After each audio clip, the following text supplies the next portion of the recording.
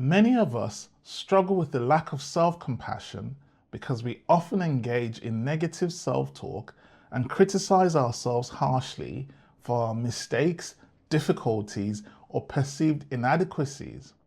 We push ourselves so hard, set unrealistic expectations, and usually feel isolated when faced with life's challenges.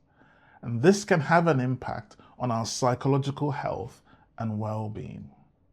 This episode will examine what self-compassion really means, discuss why it's important in our lives, look at some practical ways to engage in self-compassion, explore some challenges that we might face when practicing it, and finally, talk about its impact on our psychological health and well-being. Hi there, I'm Aya from the Talking Hub, and we are going to explore the impact of self-compassion on our psychological health and well-being. Self-compassion can be described as treating ourselves with kindness, understanding, and acceptance, especially in the times of difficulties or failures. It involves recognizing that our imperfections are a part of our shared human experiences and suggests that we approach our own shortcomings with some understanding rather than harsh judgments. The theory of self-compassion suggests that we can develop healthier relationships with ourselves and improve our psychological health and well-being when we embrace self-kindness, our humanity, and mindfulness when going through difficult challenges. Practicing self-compassion is important because it helps us build resilience in the face of adversity. It improves our emotional well-being by reducing our negative self-criticisms. It increases our internal motivation and personal growth. It helps us maintain a balanced view or perspective during challenging times. And finally, it improves our relationships with others because we tend to extend compassion and understanding to other people. However, while all this seems good and worthwhile, it's important to mention that there are some challenges we face in the course of practicing self-compassion. These challenges could be dealing with societal and cultural expectations that present self-criticisms or perfectionism as the pathway to becoming successful. For instance, in highly competitive workplaces, self-compassion can be mistakenly viewed as a sign of weakness or a lack of ambition by professionals and leadership teams. Another challenge could be a failure to recognize the need and importance for self-compassion because we are constantly caught up with stress, anxiety, and negative emotions, so this ends up clouding our judgments. We also face some difficulties in practicing self-compassion because we genuinely feel we don't deserve it, particularly if we've made serious mistakes in our lives.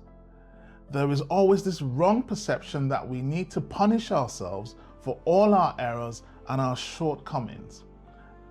And finally, we face some challenges with practicing self-compassion because we are worried about losing our motivation, and it is extremely difficult for us to change our self-critical habits because they've been developed over the years. So what are some practical things that we can do to help us engage in self-compassion even when we find it difficult due to our personal challenges? We can become more aware of our mindful self-talk, and this can help us notice when we are becoming excessively critical of ourselves in difficult situations. Another practical thing that we can do is to rephrase our thoughts or potential outbursts in a kinder and more understanding way when we are reflecting our own errors or mistakes. For instance, instead of saying, "I'm so stupid for making this mistake," we could try and say, "I have made a mistake. It's okay to make mistakes. I'm going to learn and grow from this." Or what are the things I can learn to avoid a repeated occurrence in the future? One other practical thing we could do is to show ourselves some kindness. Be kind to our minds, bodies, and lives. Allow room for mistakes. Show some inward understanding and self-love, because these are all human experiences and no one is actually perfect. And finally, another practical thing that we could do is to practice self-care regularly by engaging in activities that nurture our physical, emotional, and psychological well-being. This could be as simple as taking a relaxing bath after a stressful day, or setting aside some time for hobbies that we usually enjoy. So we've been able to describe what self-compassion is, mentioned its importance, highlighted some obstacles to practicing self-compassion, and talked about some practical ways to engage in self-compassion. Let's now discuss 5 ways self-compassion can improve our psychological health and well-being. Self-compassion can have a significant positive impact on our psychological health and well-being because it helps in reducing our levels of anxiety and stress, particularly when we avoid a lot of negative self-talk and treat ourselves with kindness, self-worth, and understanding. Self-compassion can also have a positive impact on our well-being because it boosts our resilience, which in turn improves our ability to cope with life's challenges. For instance, we are able to maintain a more balanced perspective and focus on future opportunities or relationships after a job loss or a failed relationship. One other positive impact self-compassion has on our well-being is that it improves our body image, self-esteem, and increases our self-confidence. This happens because we increase our own self-acceptance by treating ourselves with kindness and understanding.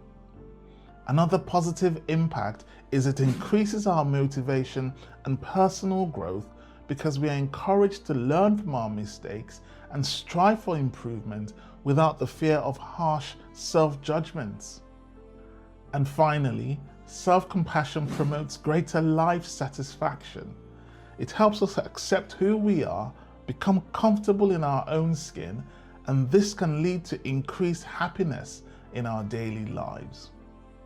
So here's a quick review of what we've discussed on self-compassion and its impact on our psychological health and well-being.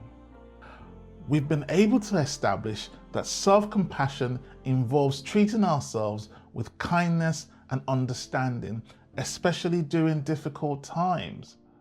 We've explored its importance in building resilience and increasing our self-acceptance. We've also discussed some challenges in practicing self-compassion and provided some practical ways to incorporate it in our daily lives. So we can conclude by saying self-compassion is important for our psychological health and well-being because it helps us navigate through life's challenges with greater resilience. It improves our self-worth and increases our self-esteem. It makes us know and accept that we are worthy of compassion. And finally, it contributes to greater life satisfaction and our overall happiness. Thank you so much for watching.